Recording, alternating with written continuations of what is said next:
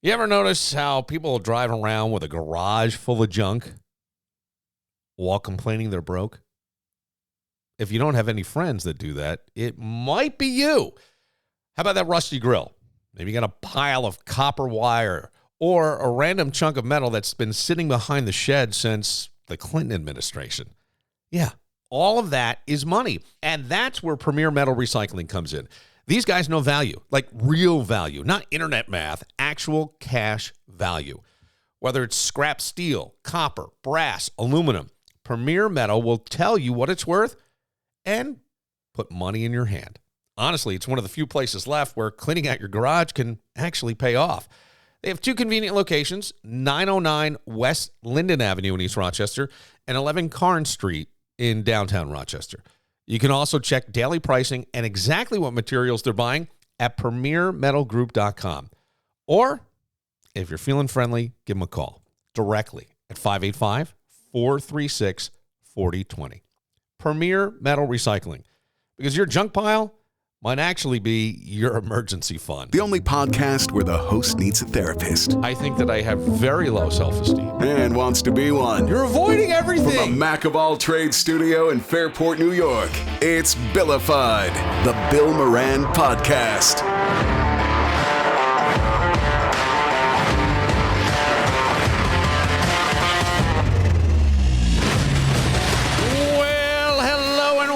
Thanks for getting your pot on. Thanks for telling a friend. That's how we spread the word about the pirate ship. I'm excited because I haven't seen this guy in a while. It's good to be here, Mark Ippolito from Comedy at the Carlson. Got a lot of stuff happening over there, bro. A lot of stuff. Like, I'm being very serious when I see that you guys are doing a comedy festival. Yes, I am really impressed when I did a little. Light research online. I'm like, they're doing it the right way because you have different venues, different spots around the city with different types of comedy. Yes. And I don't know, did you ever come to the Montreal Comedy Fest with us when it was in existence? I did not, but I know all the stories. I did go there, but I didn't go with you guys. Okay. But I remember all the JJ stories. Oh, well, the JJ stories were phenomenal. Yeah, like, we're going to go to Old Canada. He goes, hey, Billy, what is this guy speaking? Spanish? It's like you're in Quebec. Just crazy shit. But the way they do it was you had like the confession show, and that was at one venue, and these guys would get up and I just remember Louis C.K. telling a story that you really can't say anywhere about his favorite word, and then Jim Norton talking about banging a transvestite behind a dumpster late at night. Yeah. Those are the confession shows. But it was just different styles of comedy, right? Different types at different venues. And I go, oh my God, this is amazing that you guys are doing this. And it really looks like it has the potential to explode. Well, we're trying. And I mean, so the original idea came about 3 years ago. Suresh said, hey, why don't we try doing a festival? And clubs usually don't do that. Right. Clubs usually are just part of things. Yes. Normally it's, an outside thing coming in. And Rochester is pretty much known as like the festival city. That's a good point. In the summertime, we have a million things. And even though we have like major festivals like the Fringe and all these other festivals, they don't just focus on comedy. Okay, right. Like the Fringe, you get like a Circus du Soleil. Yeah. You get maybe some poetry and some other, off the cuff kind of alt things. But this is just straight comedy. It's but you said it genrefies into different comedies. Yeah. And then we're using multiple venues. We have Photo City, The Vault, Radio Social, and Artisan Works. Artisan Works has 3 rooms themselves. Yeah. And then we Such a cool space. It is. Such a cool space and great for that stuff, I think. Yeah. Absolutely fits in perfect. And when we were doing the tour of which rooms we were going to be, I look up and there's like 5 Andy Warhols. And I'm like, are those going to be there, above the stage when this happens? She's like, yeah. And I'm like, that is so cool. It is. That these people are going to be watching comedy and there's these the soup cans are right above the stage where these people are going to perform. You know who was really good friends with him? Who? Armand. Oh my God, I Armand love Shawback. He's the man. Yeah, Armin, they were tight. Andy produced some shitty album that he recorded. Really? Yeah, and some movie that he was working on. I could see that, though. Oh, I could they see were them- like really good friends. I could see them sipping on some tea that Yeah. might have a little Oh. yabba dabba do in Oh, it, and then definitely. just tripping out because, Yeah. dude, Armin's great, man. I hook up with the House of Guitars if anybody's wondering who Armin is. He's co-founder with his brother, the House of Guitars. I hook up with those guys all the time for equipment. Those guys are phenomenal. They are phenomenal. Yeah, absolutely. They're a staple in Rochester, but that's the thing. It's, Rochester, New York is Festival City. We do all these things. Nobody's ever done this before, so we're trying to do it, but we're doing it for a really good reason. And another cool thing about Rochester is we have what's known as the Rochester Cancer Alliance, and that's a bunch of the 5 main cancer organizations here, or people that are fighting cancer organizations here in Rochester. We have the Gildas Club, American Cancer Camp Hope. We have Camp Good Days, 1330, and Cure. Now, all 5 of these organizations are now under one umbrella. Oh, they are? Yes, it's called the Greater Rochester Cancer Alliance. And so now, it's because it's kind of tough. Like, say you're young and you're 16, you've been diagnosed with cancer, you're on your parents' insurance. All of a sudden you turn 18, you have all these bills, and now they want you off your parents' insurance or something like that. There's a lot of situations that happen where people can't find providers, or providers are not just giving the right information to people. So now all 5 organizations, if you're having a hard time finding maybe a doctor or somebody that can help you with this or help with a provider, you can go to any of those organizations and they're going to steer you in the right direction. Wow. And that's amazing because there's no other city that's doing this. That's a really, really cool. It's epic. Yeah, it is. Do you know who was kind of, not to get off topic, but just to, who spearheaded that? So Lauren Spiker, who's the founder of 1330, Okay. I'm very close with. Obviously, I lost my nephew 3 years ago at 17 to Ewing sarcoma. I got very involved with 1330 because, they're on the adult youth end of things. So they're kind of on the cusp of all right, if you're 13, you can come on in here. Or if you're 24, because those are the weird ages. That's that weird age group to when if you're diagnosed with something like that they kind of help navigate it and, help you out through treatment, give you things to do, people that are in the same situation with you and counseling and help. Well, Lauren Spiker, kind of got together with all of these groups, and she kind of spearheaded the whole thing. My wife's now on the board of Cure. Okay. So it's just epic that all these things are coming together. So it's no secret that I don't think anybody has not been touched by somebody or somebody in their family or friend. No. So it's just really cool that Rochester had this cool thing happen. Yeah. And Lauren kind of got everyone together to say, let's not compete. I wouldn't say compete. You're not, but it is. It's if I'm giving my dollars to cancer and I'm giving it to Cure and not Gildas Club or whatever it is. Right. That's my dollars for cancer. That helps them, but there may be people that are touched by cancer that can't utilize Cure. Right. So now if I give it to the collective, it probably gets distributed evenly in some fashion.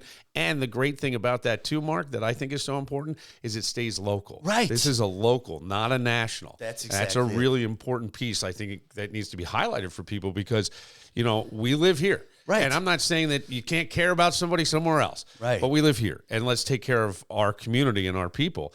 And I also think these organizations, from what I understand, there are some of them that will help people who are older and maybe aren't working. Right. How do you meet your obligations? How do I get food on my table? Get my laundry done. Exactly. There's all kinds of things, like to even just be a volunteer if you have the time. Right. Boy, it would be so appreciated. You hit the nail right on the head because now you can go to any one of those and they're Right. going to find help, or they're going to set you in the direction where you can get help. Yeah. So to kind of put all of this together, Rochester, New York, so cool. We're like the first market to do something like this. So the Rochester Comedy Festival, proceeds of the tickets are going to go to that. So all the proceeds from all of the shows that are going to be at the club or at the Carlson, that's 5 rooms total. All of the ticket proceeds after we pay the artists are going to go right to the Alliance. Wow. We're not going to make a dime off of tickets, okay. Okay. For the club. The other venues, after they pay their artists, they get to keep 10% of the ticket sales, and then the rest goes to the Cancer Alliance. That's amazing. Yeah. So, and they're also going to amazing. have tables there and stuff like that. So it's not just like us trying to do like a money grab. Right. It's us actually trying to help a community as a whole, because Rochester's cool. Yes. Rochester's epic. It really is. I love it here, and I'm not original from here, but I've been here for most of my life. So. It's epic. From the suburbs to the city. Yeah. It's great. I know a lot of people hate it. I love it. I've been a Rochesterian my whole life. In fact, this morning makes me feel like I'm doing morning radio with you right now. I know. I came in a few minutes late. I was like, I told Mark 8 o'clock, so I show up at like 7:50, and he's wandering around. He didn't know where to go, and I go, I spilled breakfast on myself, and I did, and I was so mad. And if I even told you what I was eating, it'll embarrass me, but I will tell you. It was cottage cheese almonds with honey. Oh, I know. I'm trying to drop a few. And I was rushing out the door. I go, I'm going to eat before I go. And then the next thing I know, plop. I'm walking. I go, fuck. Fuck. He literally, you pull in and you're like, the first thing you yell out the window, I spilled breakfast on myself. I'm like, hey, Bill, nice to see you. But this is totally reminiscent of the old it days, is, man. right. Getting up early, doing a pod, this is great. God. But yeah, so we're trying to keep it cool. Rochester's a festival city. Rochester does all these great things. This is the first annual one. We do have some massive headliners, and we got some very cool local stuff happening too. Yeah. So I did see like Vinny was at a different venue when he's doing, what was it? Vinny's Dirty Joke Book. Yeah. And I think I love that idea. I'm so really, I hate to say it like that, but I was really glad for him, I guess, because that's a cool thing, and he should definitely do that. He's definitely a strong team member. Vinny Paulino has stepped up to the plate. Like right now, we're actually building up to the festival right now with the Rochester's Funny Stand-Up Contest. Now, back in the day when we did the Funniest Person in Rochester contest, even at all the other clubs, it never really had the oomph it has right now, and it's because of the hard work that kid has been doing. So he's just such a strong team member. Yeah. And he does come up with great ideas. So this at Photo City, there's some offbeat, kind of off the cuff, all kind of things, like there's his joke book, and then there's this thing called Big D B&D Energy, which is a for people who watch like Game of Thrones or into Dungeons and Dragons. It's this cool show that's comedy about that. And then there's one that's kind of like Mystery Theater 3000, where they're actually going to watch a movie and then destroy other people. That's funny. Yeah, so it's all cool, man. This festival is going to be really, really epic. What are the dates again? So it's July 16th through the 19th. 13 years ago, when we had the comedy club at Daisy Dukes with Mike Colicchio, Barry contacted me, and they wanted to do a reality show. It was probably longer than 13 years, to be quite honest with you, because Gianna, my oldest, was a little girl. But we shot a pilot for, like a kind of behind the scenes. Like, this is when Gas Monkey was popular, this and that. It was for True TV. Yeah. And it was great. But we had the Daisy Duke girls at that time.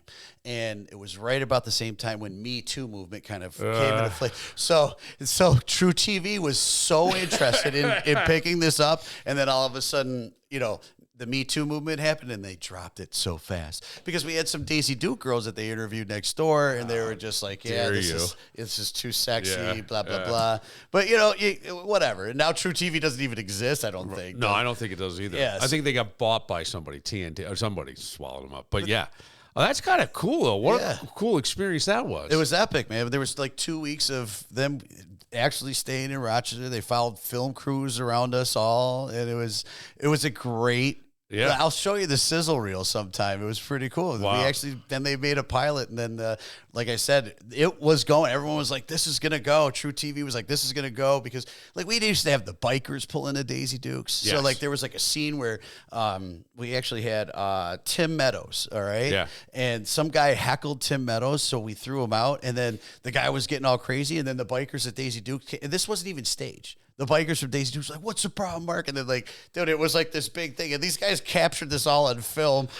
I'm not even, dude, it was insane. So True TV was like, this is amazing. They were going to pick it up. And then all of a sudden, somebody got diddled and yabba dabba doo. Yeah, but it's unreal. And I can say, I think there was a need to stand up and say some stuff for things. I mean, absolutely. Cosby shouldn't have been doing what he was doing for so long. Right. But then some of this stuff, I feel like it's gone too far, Right. To a certain degree. 100%. I mean, listen, I'm a firm believer in the man upstairs, and he puts us where we're supposed to be, and he didn't want it to happen. And right now, I agree. It probably would have been detrimental to my life. You know what I'm saying? So, and be quite honest with you, I inherited Daisy Dukes. It wasn't something that that was something I just wanted to build a comedy club. Wait, you were managing that too? It came with it. So, there was, let's just say, like, Mike was the landlord of the whole place, and there was a time where I guess the old owner of Daisy Dukes just didn't want to be part of it anymore. I'm just trying to say this as polite as possible. And then all of a sudden now I have a Daisy Dukes. So wow, yeah. But I didn't know you were doing both of them. Oh yeah. So it was kind of like, but it was fun. Back in those days, it was a great time. We all riding the bull. I got Sinbad riding the bull. Oh, that's hilarious. Kevin Meaney used to ride the bull all the time. So that was actually a thing. Like the Impractical Jokers. I got all those guys, the Super Troopers. We used to go, that would be like the party spot after the shows. Yeah. Yeah. And it would get like, everyone would get a little loose over there, and hop on the bull. And that's funny. Yeah. That's funny. Yeah. I mean, you've worked with some huge names over the years. Buddy, it's been after Comics Cafe closed, and I decided to do comedy club at Daisy Dukes. It was like all or nothing. Yeah. So there wasn't a Funny Bone in Syracuse, and there wasn't a Helium in Buffalo. So Rochester was kind of like, you have 200 seats in this little pool hall. I was like, all right, I'm going for gold. And I was calling Drew Carey, boom, boom. Next thing you know, I'm on a flight out to Vegas with my wife for our honeymoon, and I'm literally skipping away to meet Andrew Dice Clay at some seedy place to, beg him to come play this place in Rochester. Funny. But it all worked out. I got all the big names to come out there. He did come. He did. Yeah. Yep. I remember him coming. I remember, what an interesting individual. I mean, that whole thing. Well, hey, look, the guy, that was just a piece of his act. Right. And then he exploded and became that character. But he really became that character. He did. He is that guy. And, we've had everybody, Marlon Wayans, Richard Lewis, Drew Carey, like I said before. They all came through to that small little place in Webster, but then it became too small. Then it became like, okay, we got all these massive, guys coming in here. And then Syracuse opened up a Funny Bone. Buffalo opened up a Helium, and both of them were around 300 seats, and that's what it really goes by. So people realize, I can make more money in Syracuse than I can in Webster with the extra 100 seats times 5 shows. That's 500 more seats times, let's say, $30 more a ticket. You do the math. It's a bigger check. So I was, I needed to find a bigger place, and Shresh and Shea were customers of mine every Friday night. And Shresh was always like, when are we going to do something? When are we going to do something? Dan Morgenstern opened up Radio Social. Right. He had Clover Lanes. Yeah. Sold Clover Lanes to Whole Foods. Still had all the lanes. Convinced the people at Landsman right now at the Carlson building, to get 70,000 square feet, and boom, it became a retail spot. And I've driven past that factory a million times in my life. I know. Never thought. Nope. So actually, Weeze and I went over, talked to Morgenstern, and then Shresh and I broke in the building, kind of figured it all out, went over to Salvatore's, drew the place on a cocktail napkin, and boom, here we are. Wow. Yeah. Well, that's amazing, because it really has done unbelievable stuff. When you think of the comics that are coming through, now this festival, the extra event space, which is beautiful, which is also just open as a restaurant or as a bar. So its identity is an event space, because since we've been open, a lot of people have been trying to rent the comedy club because the parking centrally located, it's beautiful in there, and it's just, it's great to have some place like a event space for 200 people is difficult to find, for a comfortable thing. We do a lot of events during the day, fundraisers at the Carlson, meetings at the Carlson. We do all that stuff, but we needed to have its own dedicated spot. So like on Fridays and Saturdays, when people needed a big space and we're doing comedy, we could actually provide that. And there was a Irish dance studio next door, and when they closed, we immediately took that over and built this huge patio. It's absolutely stunning. And we literally spared no expense. I mean, they got to the point where I was like, oh no. And then we opened up, and it was like, okay, he did it. Yeah. But is it only an event space, or can you? I thought there was times you could go in there and get. Yeah, well, on Friday and Saturday nights, if we're not rented out, we do open up as a bar. Yeah. So this Friday we'll actually be open as a bar. Saturday we're rented out. Tonight we actually have an event in there too. So, but Friday I believe we don't have an event in there. So we're gonna open the doors. Sometimes we put a grill out there and we give away free hot dogs and hamburgers just to give people. Why not? Yeah. Who cares? No, I love it. I think I love hearing and seeing these things thrive in the city, right? Yeah. I think that's the best part. And what you're doing with it is great. You've watched comics, though, get up there and absolutely murder. And you've watched other guys just go up and, they fucking eat shit. Oh, my God. From word one. Yes. That slow, painful death. Is there a sign within, like, the first 30 seconds? I sometimes feel like if I'm sitting there and I'm watching, I can tell pretty quickly how this will go. Some guys can pull it out, but not everybody. Yeah, I mean, like some of the old school, I want to say Joan Rivers, Phyllis Diller. I can't believe I'm using two female examples of this, but they were both very boisterous about it's you, it's not the audience. Like a lot of people, that crowd's tough. Yeah, right. No, it's like you got to know how to wrangle them in. Right. And that's another thing that, like, a lot of people, like some advice for, you need to have more than just your material. Yeah. Because if your material isn't working alone, you're going to need to get people to get in tune. You need to be so organic that you can wrestle them up. If somebody's talking to somebody, you're going to maybe do a crowd work and be like, oh, so you ordered the nachos or something like that. If they're ordering something from their waitress, you need to get people to focus on you, pay attention to you. And that's another reason why we don't have like anything on the walls at the club. We don't want to distract anybody. We want the focus to be on that stage to kind of help it out. But if the comedian on stage or the headliner on stage or even the MC, because the way we think it is, the MC's the silverware, the feature act's kind of like the plate, and then the headliner is the steak on top of that. You want to make sure that everything kind of goes into a row of boom, boom, boom, setting it up. If you can't handle the audience, it's you. It's not the audience. I mean, there's not going to be an audience of two. I mean, there's going to be, there will be cases where there's 200 people in there that are all drunk as shit and just loud and crazy and yes, yeah. And at that point, obviously it is the crowd, but that's a security issue. That's not a show issue. Right. But if you're there, people are paying attention and they're not laughing, guess what? You need to switch gears.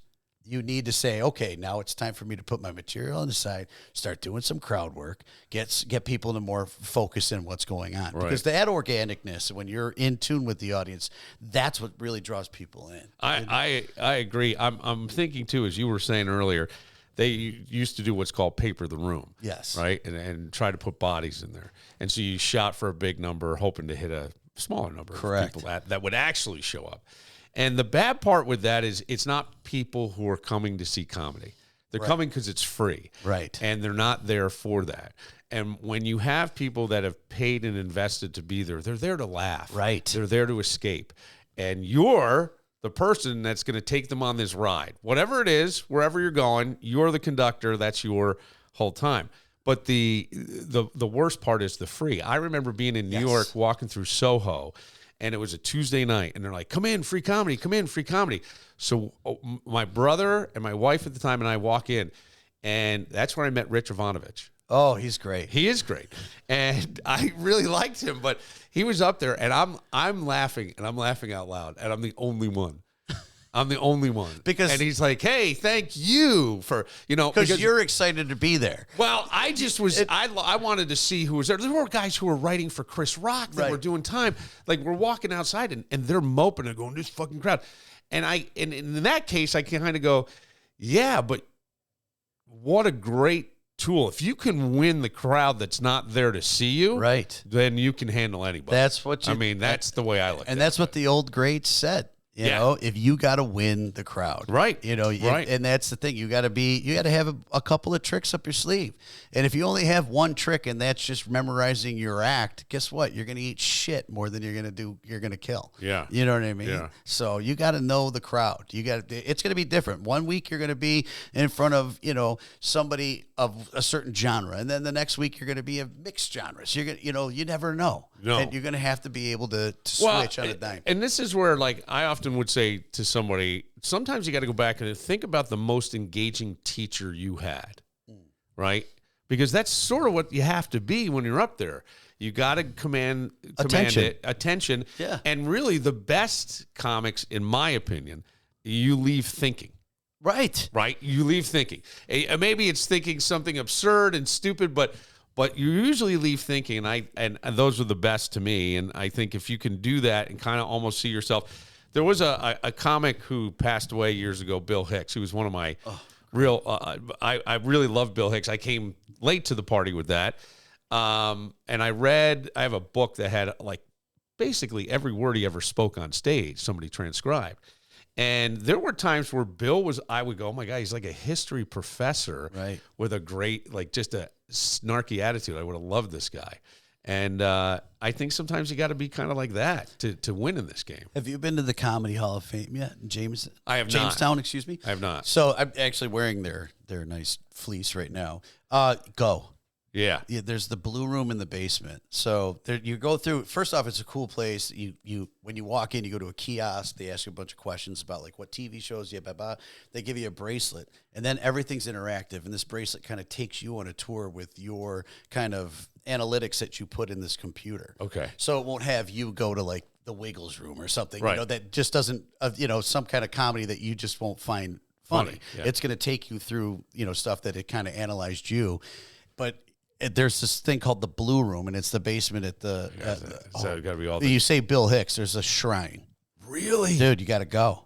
Oh, bro, I'm telling you, you're gonna thank me. Yeah. I mean, it's 2 hours. I honestly, I love it, but it's literally you got to drive to Jamestown, which I don't think I've ever been to Jamestown, bro. It's I don't like think I ever have. You go through like country, and it's like in the middle of nowhere. Just south. The only thing I knew about Jamestown was Lucille Ball. That's why they put it there. Right. And Natalie Merchant. Yeah. That was it. That's all I knew. The Lucille Ball comedy festivals every year, and now the Comedy Hall of Fame does like the big events right there. But yeah, you like Erie and Buffalo are the major markets that to get there. So if but they have some major acts fly in there, but they got to fly to Buffalo or Erie and then take a car there. But you got to go. Okay. The Blue Room. Remember that? Yeah. The basement. Carlson. Carlin's in there? Oh, the 7 dirty words. I mean, everything. They had everything in there. Wow. They must have a lot of, what was his name who got arrested all the time early on? Lenny Bruce. Yeah, Lenny absolutely. Bruce. There's a shrine. Yeah. You got to go. Yeah. The Blue Room is awesome. I always appreciated comedy because I always thought, and I don't know why I always thought this way, and I guess most of my life, this will sound dumb, but I'll say it anyways, I was more attracted to the intelligence. I don't know why. I just liked smart, and I liked smart people. And to me, the best comics, you can't come up with a joke unless you're intelligent. Of you course. can't make that connection.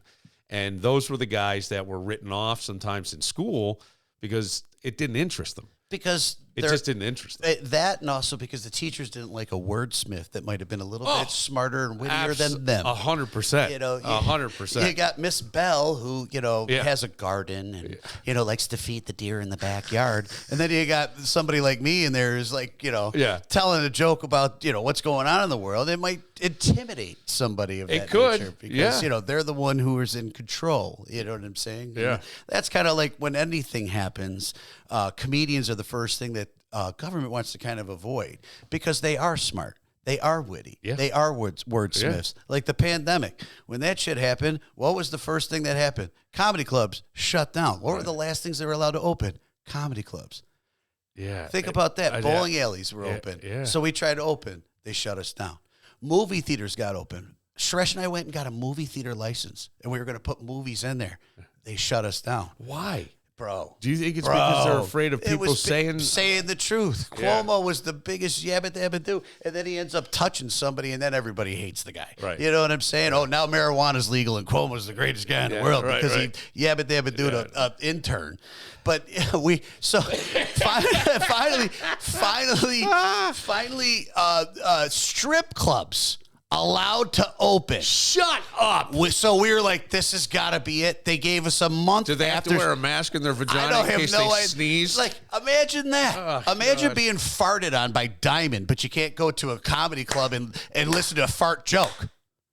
So then we were finally allowed to open a month after strip clubs. And this is no lie, bro. And then it was like our tables were scattered, but at least we got to do it. Right. And we did do something that was really cool. we were one of the first people to actually do outside shows. We built the stage outside. Shooby was the first guy. Shooby-Doo. Yabba-dabba-doo. But we were all looking at each other because we were all out in the parking lot. There's, probably 150 cars. Yeah. And it was a successful night. We looked at each other and we're like, this is probably the biggest event or gathering in the world right now, because it was right in the middle of people fucking disinfecting their groceries and wearing scuba diving suits just to go get gas. You know what I mean? Like everyone was scared shitless, and we had that outside show. We looked at each other like, this is fucking great. This is probably the largest event in the world right now. Yeah. Gathering. Legal. But it was, but my point is that they are wordsmiths. They are witty. They are smart. They do know. They are on top of topics, and they are to be feared because they're going to say things that you're not going to want to hear, or that doesn't go with your agenda. You know what I mean? Yeah. So that's why comedians are silence. I have so many things rattling around in my head. I think back to the pandemic, and I like to believe, at least in the very beginning, they were doing the best they could with the information they had. They were really trying to help people.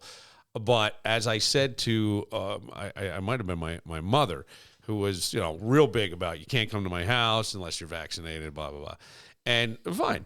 And you certainly, at that time, I don't want to bring something that could potentially kill my mom. Right. But here's the thing. It was mostly affecting older people. Not everybody, but majority were older people.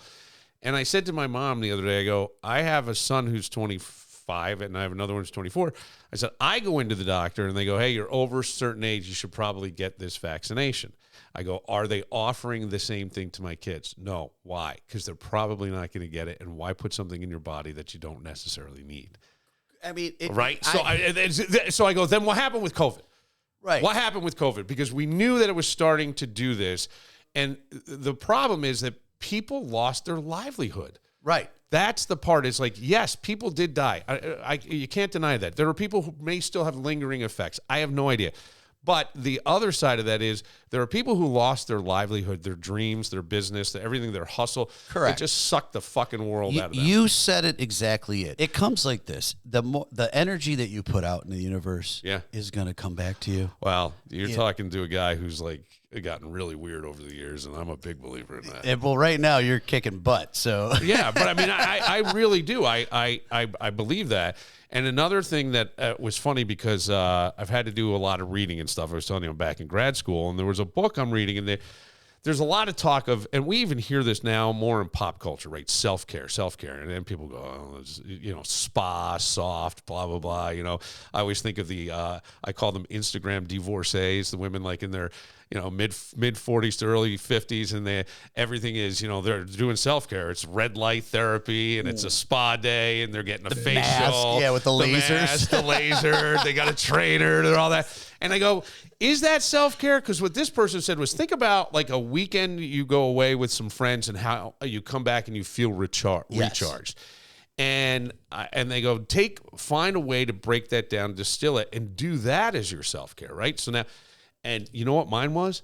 Sitting around with fucking assholes like you and laughing my fucking dick off. Amen. Until making so much fun of whatever and anybody. Hallelujah. They were my greatest times. Amen. Honest to God. Yes. And I go, I need more of that. Yes. I need more of that. And I hope everybody goes to the comedy club, because I think you provide a lot of that. But then you explained it right there, bro. It's Amen. It's the greatest. Like, just sitting around there with like you and Tommy and these other, I mean, God, I used to I couldn't breathe. Those were the best fucking days. Yes. Yeah. Yeah. And that's why we try to provide, you know, come to this space. You're going to see somebody that you love, and they're going to make you laugh. They're going to take you on a little journey outside of your life. Whether you're a mechanic working on cars or you're a lawyer defending somebody in court, you're going to escape, and you're going to sit there, and everybody in the audience is going to be equal, and you're going to listen to somebody who is witty, quick, boom, and take you on a journey. I think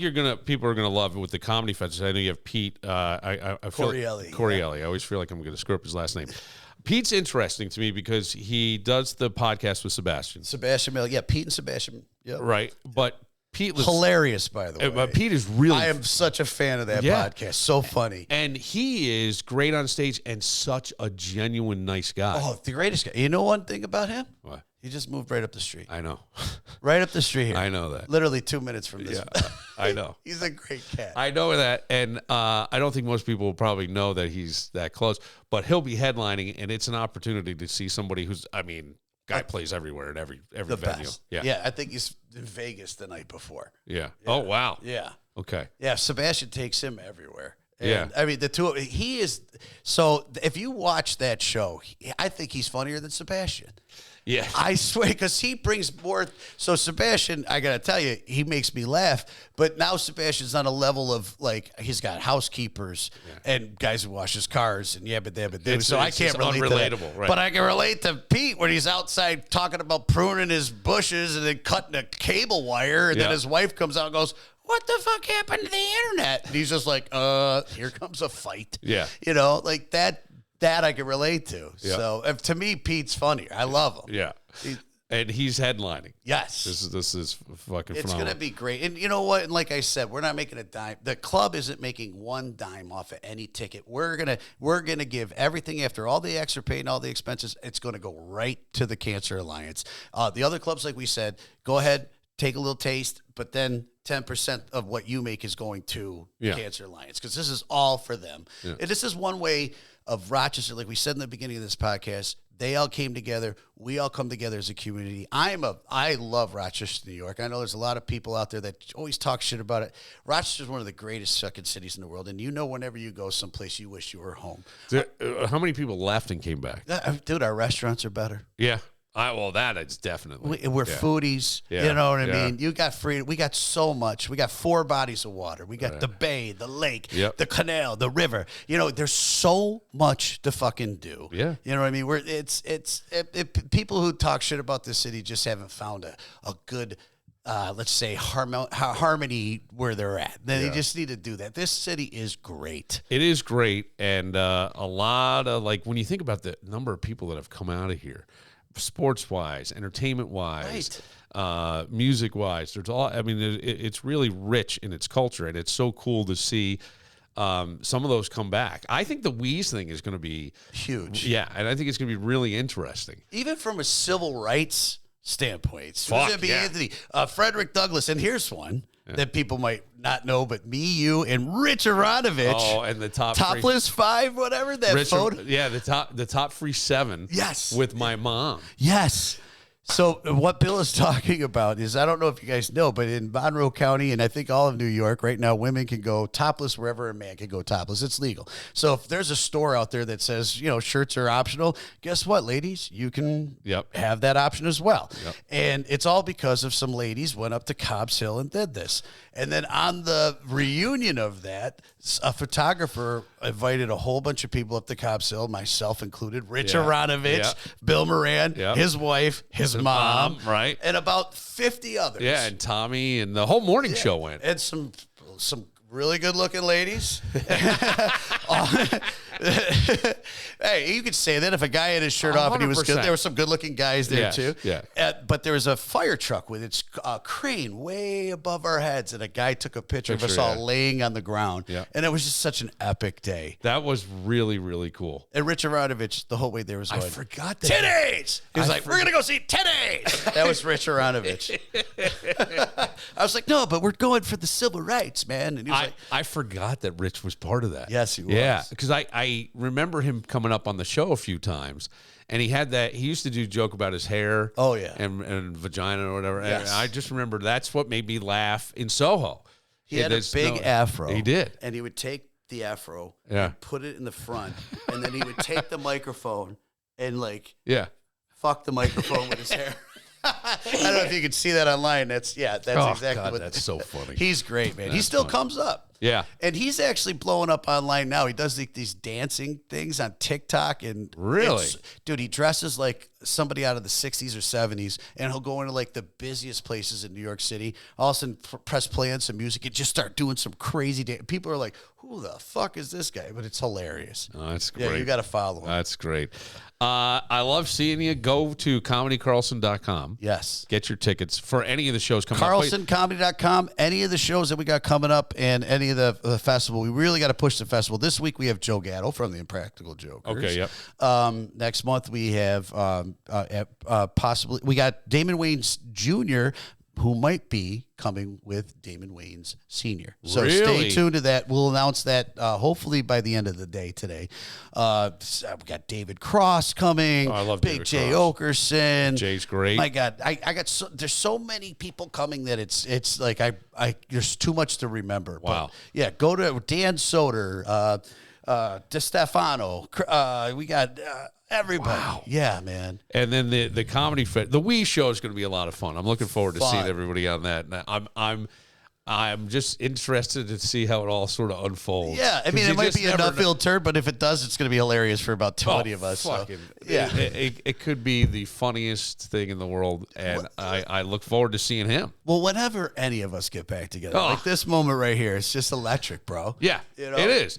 And I have those were the times that were the best, and I need to come by and just sit in the comedy club, absorb all that. Dude, again. you got a bar stool. Yeah, I love that place. You've done such a great job, you and Suresh. It's real. Thank you, it's brother. really, really impressive, and I think this comedy fest is going to be huge, and I hope it becomes even bigger and bigger over Thanks, the years. man. Yeah, CarlsonComedy.com, and it goes towards a good cause. Yeah, a great cause. A great cause. All right, for Mark Ippolito, Thank you. comedy at the Carlson, for the Brother Wee Show on Friday the 17th. Yes. Yeah. I'm Bill Moran. We will see you next time.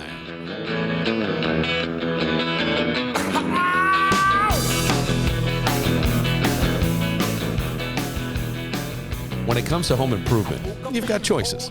Let's say there's a hole in the bedroom wall, and somehow nobody in the house knows how it got there. You could fix it. I mean, there's always YouTube, right? But 3 hours later, it's going to look like a patch job. Not even a good patch job. And how about that leak under the kitchen sink? Yeah, you said you'd get to it, and that was what? 2.5, 3 months ago? If we're being honest, we all have that list. The one where deep down, you're not totally sure you've got the skills to pull it off. If it's my list, I'm calling Mac of all trades. Holes in the wall, handled. Leaky sinks, done. Full kitchen remodel? Yeah, they got that too. And hey, warmer weather's coming. How's that deck looking? Need it extended? Rebuilt? Outdoor patio? Don't be a deckhead. Call Mac of all trades, 585-202-9218. That's 585-202-9218. And you can see all they do online at macofalltrades.net. They'll handle it, so you don't have to.